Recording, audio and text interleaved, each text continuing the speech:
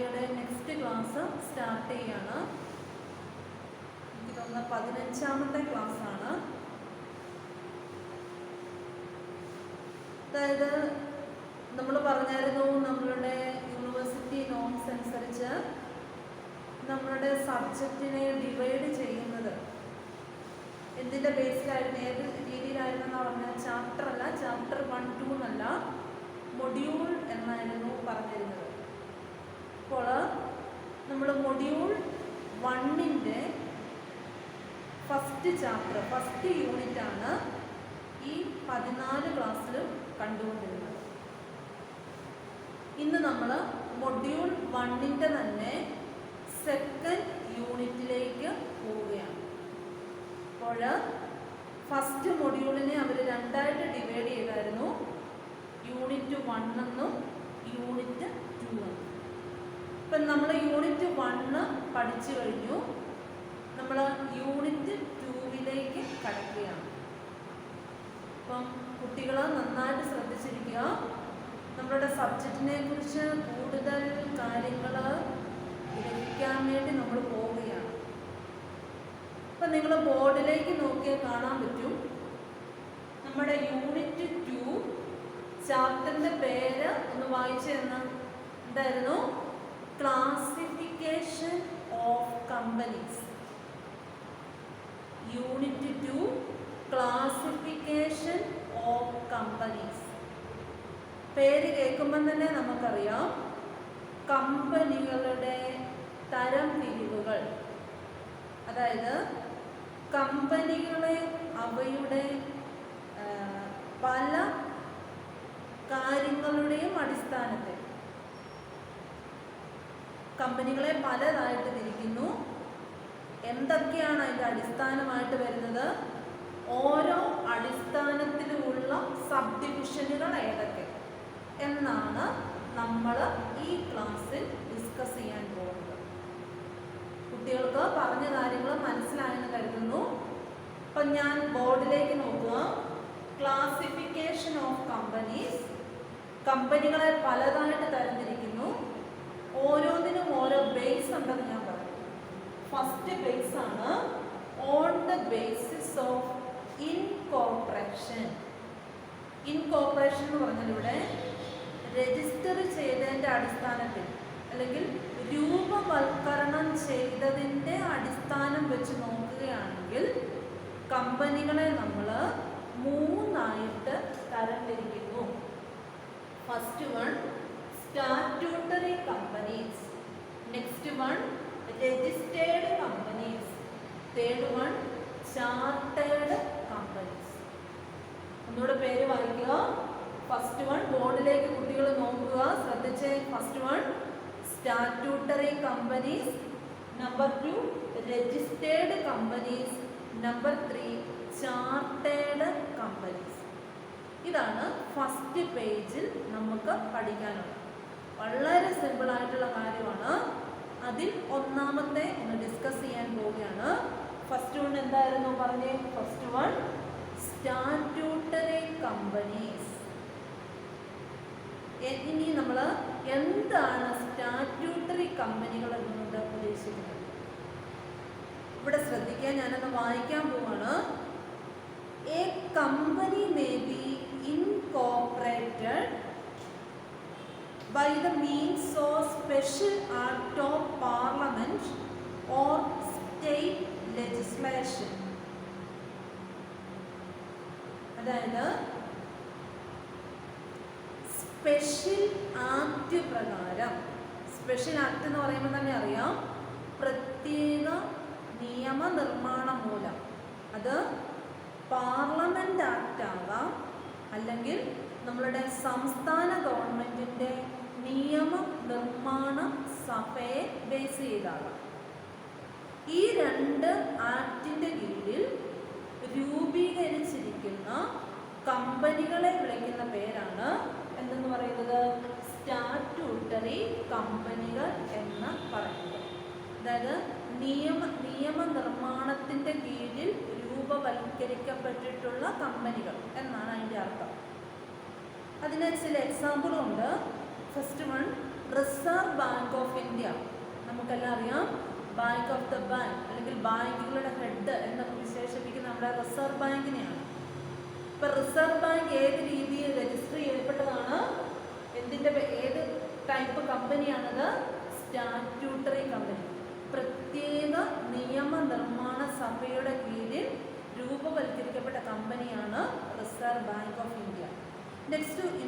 Next example ആണ് LIC, life insurance corporation of India, അല്ലെങ്കിൽ unit trust of India. 3 ഉദാഹരണങ്ങൾ ഇതിന് ഓർത്തിരിക്കുക. ഏതൊക്കെയാണ്? First one reserve bank of India, next one LIC, third one unit trust of India. ഇവിടെ പ്രത്യേകത എന്താണ്? പ്രത്യേക ആക്ട് പ്രകാരം രൂപീകരിച്ചതാണ്. അപ്പോൾ ഇങ്ങനെയുള്ള കമ്പനികളുടെ ഏറ്റവും പ്രധാനപ്പെട്ട ഒരു പ്രത്യേകത നിങ്ങൾ ഓർത്തിരിക്കേണ്ടത്, ബാക്കി എല്ലാ കമ്പനികൾക്കും അതിൻ്റെ ഏറ്റവും ഇമ്പോർട്ടൻ്റ് ആയിട്ടുള്ള 2 ഡോക്യുമെൻറ്റ്സ് ഉണ്ട്. അതിനെക്കുറിച്ച് നമുക്ക് വിശദമായിട്ട് പഠിക്കാനുണ്ട്. മെമ്മോറാണ്ടം ഓഫ് അസോസിയേഷൻ എന്നും ആർട്ടിക്കിൾസ് ഓഫ് അസോസിയേഷൻ എന്നും പറയും. അതായത് കമ്പനികളുമായി ബന്ധപ്പെട്ട എല്ലാ വിവരങ്ങളും എഴുതി തയ്യാറാക്കി വച്ചിരിക്കുന്ന 2 പ്രധാനപ്പെട്ട ഡോക്യുമെൻറ്റ്സ് ആണ്. First one memorandum of association, second one articles of association. ഇങ്ങനെ സ്പെഷ്യൽ ആക്ട് പ്രകാരം രൂപീകരിച്ചിരിക്കുന്ന കമ്പനികൾക്ക് മെമ്മോറാണ്ടം ഓഫ് അസോസിയേഷൻ്റെയും ആവശ്യമില്ല, ആർട്ടിക്കിൾസ് ഓഫ് അസോസിയേഷൻ്റെയും ആവശ്യമില്ല. അതാണ് ഇത്തരം കമ്പനികളുടെ ഏറ്റവും വലിയ പ്രത്യേകത. That is statutory company. Next one ആണ് രജിസ്റ്റേർഡ് കമ്പനീസ്. ഇത് നമ്മൾ ഓൾറെഡി കഴിഞ്ഞ ചാപ്റ്ററിൽ കണ്ടു കഴിഞ്ഞതാണ്. കമ്പനീസ് ആക്ട് 1956 അല്ലെങ്കിൽ അതിന് മുമ്പുള്ള കമ്പനീസ് ആക്ടുകൾ വഴിയോ അല്ലെങ്കിൽ ഇപ്പോൾ നമ്മൾ പഠിച്ചുകൊണ്ടിരിക്കുന്ന കമ്പനീസ് ആക്ട് 2013 മുഖാന്തരമോ, അതായത് ഏതെങ്കിലും ഒരു കമ്പനീസ് ആക്ടിൻ്റെ കീഴിൽ രജിസ്റ്റർ ചെയ്യപ്പെടുന്ന കമ്പനികളെ വിളിക്കുന്ന പേരാണ് രജിസ്റ്റേർഡ് കമ്പനികൾ എന്ന് പറയുന്നത്. ക്ലിയർ ആയല്ലോ? 2 തമ്മിലുള്ള ഡിഫറൻസ്. ഫസ്റ്റ് വൺ, ഒന്നാമത്തെ എന്തായിരുന്നു? സ്പെഷ്യൽ ആക്ട്, അതായത് പാർലമെന്റ് ആക്ടോ നമ്മുടെ സ്റ്റേറ്റിൻ്റെ നിയമനിർമ്മാണ സഭയുടെ കീഴിലോ രൂപവൽക്കരിക്കപ്പെട്ടിട്ടുള്ള കമ്പനികളെ വിളിക്കുന്ന പേരാണ് സ്റ്റാറ്റ്യൂട്ടറി കമ്പനി. രജിസ്റ്റേർഡ് കമ്പനി എന്ന് പറഞ്ഞാൽ ഏതെങ്കിലും കമ്പനീസ് ആക്ടിൻ്റെ കീഴിൽ രൂപവൽക്കരിക്കപ്പെട്ടിരിക്കുന്ന കമ്പനികളെ വിളിക്കുന്ന പേരാണ് രജിസ്റ്റേർഡ് കമ്പനികൾ എന്ന് പറയുന്നത്. ക്ലിയർ ആയല്ലോ? നമ്മൾ പഠിച്ച കഴിഞ്ഞ കാര്യം ഇതിൻ്റെ ഒപ്പം പറയാണ്. രജിസ്റ്റേർഡ് കമ്പനികളെ 3ആയിട്ടും തരംതിരിക്കാൻ അവർ പറയുന്നുണ്ട്. ഫസ്റ്റ് വൺ കഴിഞ്ഞ ചാപ്റ്റർ പഠിച്ചാണ് companies limited by shares, next one company limited by guarantee, third one unlimited company. ഈ 3 ടൈപ്പിലുള്ള കമ്പനികളും ഏത് കമ്പനികളുടെ വിഭാഗത്തിൽ വരുന്നതാണ്? രജിസ്റ്റേർഡ് കമ്പനിയുടെ വിഭാഗത്തിൽ വരുന്നതാണ് എന്ന് കുട്ടികൾ ഓർമ്മിക്കുക. ക്ലിയർ ആയല്ലോ? Okay. Next one chartered company. Chartered company. എന്താണ് ചാർട്ടേഡ് കമ്പനി കൊണ്ട് ഉദ്ദേശിക്കുന്നത്? അതായത് ഏതെങ്കിലും ഒരു രാജഭരണത്തിൻ്റെ കീഴിൽ, അത് രാജാവിൻ്റെയോ രാജ്ഞിയുടെയോ ഭരണമാകാം. നമ്മൾ കേട്ടിട്ടുണ്ട് പഴയ കാല ചരിത്രങ്ങളിൽ ഭരിച്ചുകൊണ്ടിരുന്നത് രാജാവോ രാജ്ഞിയോ ഒക്കെ ആയിരുന്നു. അപ്പോൾ അങ്ങനെയുള്ള ഒരു രാജാവിൻ്റെയോ രാജ്ഞിയുടെയോ ഭരണത്തിൻ്റെ കീഴിൽ രജിസ്റ്റർ ചെയ്യപ്പെട്ട ആ സമയത്ത് രജിസ്ട്രേഷൻ കഴിഞ്ഞിട്ടുള്ള അല്ലെങ്കിൽ രജിസ്റ്റർ ചെയ്യപ്പെട്ടുള്ള കമ്പനികളെ വിളിക്കുന്ന പേരാണ് ചാർട്ടേഡ് കമ്പനികൾ എന്ന് വിശേഷിപ്പിക്കുന്നത്. Example East India company. ഇത്തരം കമ്പനികളുടെ ഒരു പ്രത്യേകത, ഇതിൻ്റെ rights and liabilities of these companies are provided by the charter itself. ആ ചാർട്ടറിൽ രാജഭരണത്തിൻ്റെ കീഴിൽ എന്ത് പറയുന്നു അതിനനുസരിച്ചായിരിക്കും ഇതിൻ്റെ റൈറ്റ്സ് ആൻഡ് ലയബിലിറ്റീസ് പോകുന്നത് എന്ന് ഓർത്തിരിക്കുക. ക്ലിയർ ആയല്ലോ? ഇപ്പം നമ്മൾ ഈ ചാപ്റ്ററിൽ ഒന്നുകൂടെ കൺക്ലൂഷനിലേക്ക് ഞാൻ വരുവാണ്. ഈ ചാപ്റ്ററിൻ്റെ പേര് തന്നെ classification of companies. Of basis ഉണ്ടെന്ന് ഞാൻ പറഞ്ഞു. First basis is on the basis of incorporation. On the basis of incorporation, company can be classified into three. First one, statutory company. Example of statutory company is first one, Reserve Bank of India. Next one, LIC. Third one, Union Trust of India. Next one, registered companies. That type of company is registered under the any of Companies Act. That Companies Act is first one. 1956 Companies Act or 2013 Companies Act etc.